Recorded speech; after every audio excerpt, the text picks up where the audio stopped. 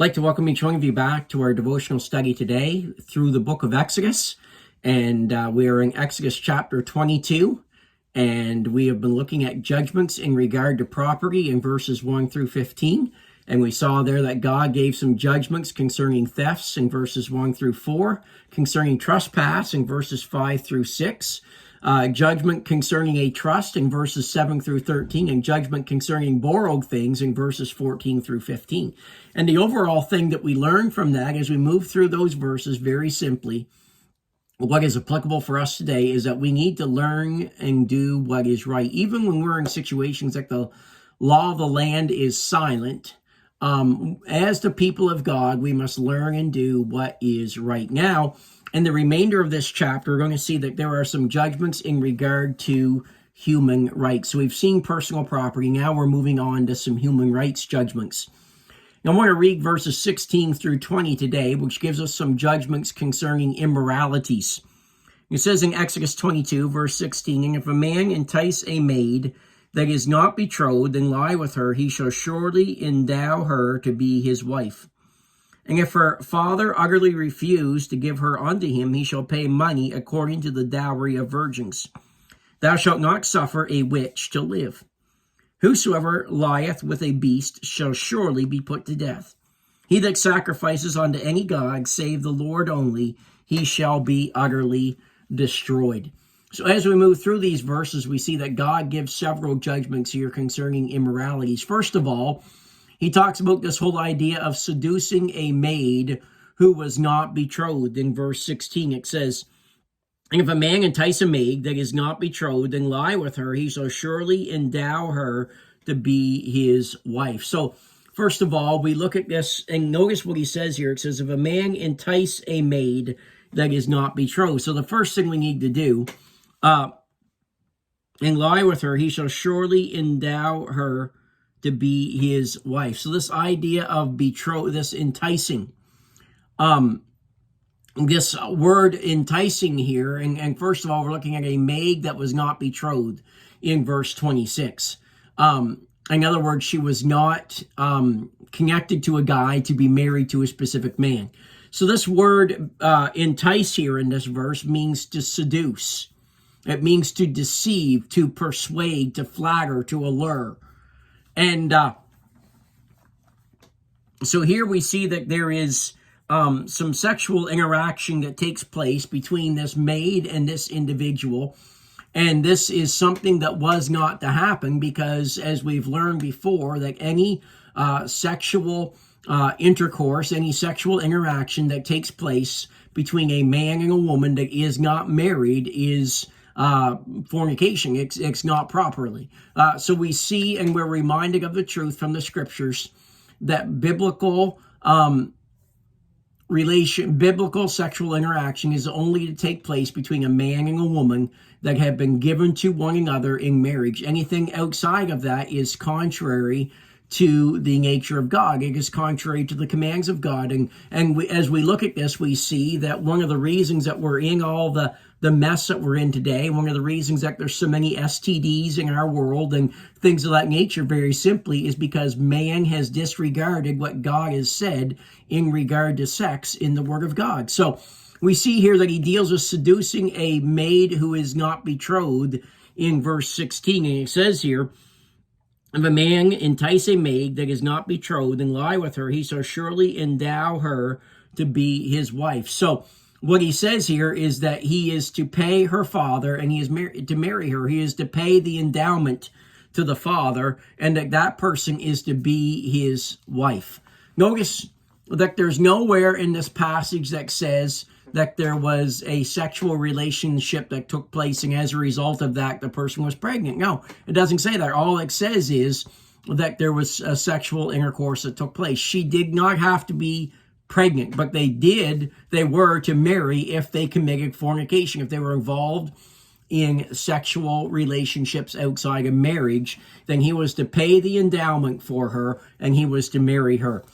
Perhaps in order to understand this better, come with me, if you would, to Deuteronomy chapter 22. You may even want to write these verses down in the margin here beside Exodus 22, verse 16. It says in Deuteronomy 22, verses 28 and 29, let's go, 28. If a man find a damsel that is a virgin, which is not betrothed, in other words, she's not committed to another man to marry him. So if a man find a damsel that is a virgin, which is not betrothed, and lay hold on her, and lie with her, and they be found, then the man that lay with her shall give unto the damsel's father 50 shekels of silver, and she shall be his wife, because he hath humbled her, and he may not put her away all his days. So we see there that very clearly he says the couple is to be married, and that marriage relationship is for life, and he is not to put her away all his days. Now, if the man was to be involved in doing this, getting a hold of a woman and forcing her and lying with her, and the woman is betrothed, that was far more serious.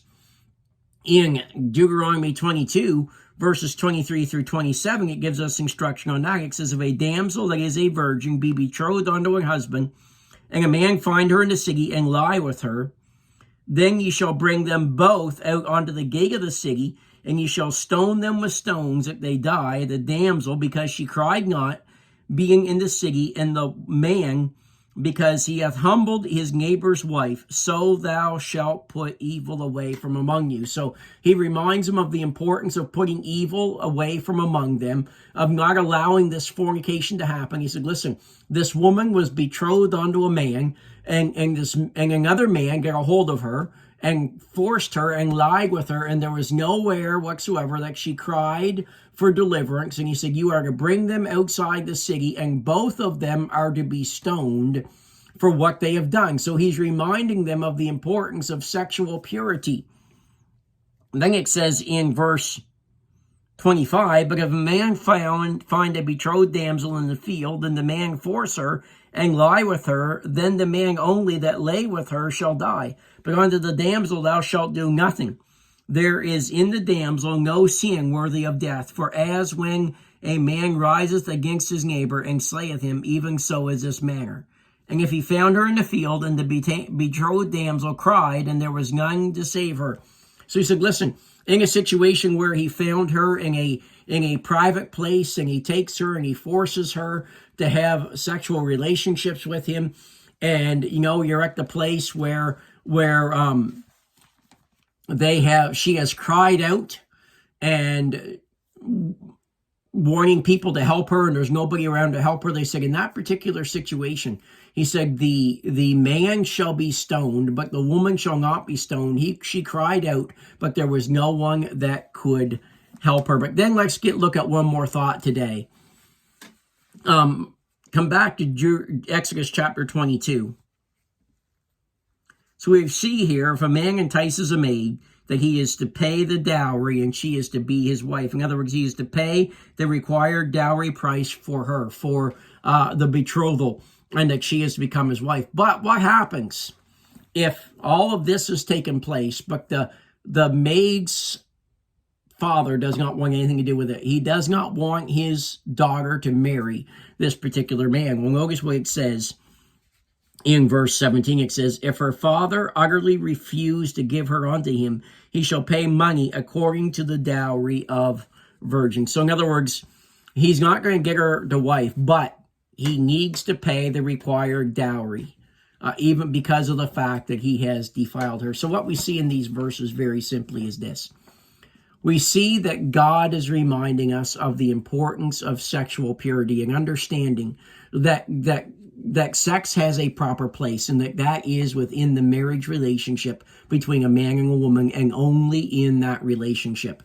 And in doing that, we are not only being a proper testimony to the world around us who has forgotten so much about this, but beyond that, we are protecting ourselves from all of the various diseases that are in our world today as a result of man dishonoring what God has said when it comes to the marriage relationship and when it comes to sex. As we move through this tomorrow, we will look at some other things that God has said that was forbidden in the land that they lived in, and also is very applicable to us today. Have a great day.